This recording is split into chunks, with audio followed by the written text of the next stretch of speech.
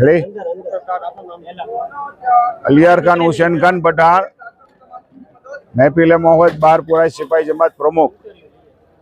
आज रोज आ ईदना पवित्र दिवसे अहीं ईदगाह मस्जिद में तमाम मुस्लिम बिरादरोए ईदनी नमाज अदा करी। त्यारबाद इमाम साहेबे समग्र मानव समाज माटे, दुनिया माटे, अपना देश माटे, अपना भावनगर शहर माटे खूब ज शांति रहे अने आपस में भाईचारो रहे तेवी दुआओ करवामां आवी अने सौने ईद मुबारक पाठववामां आवी।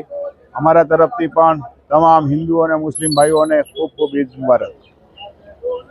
आज बिस्मिल्लाहिर्रहमानिर्रहीम अल्हम्दुलिल्लाह।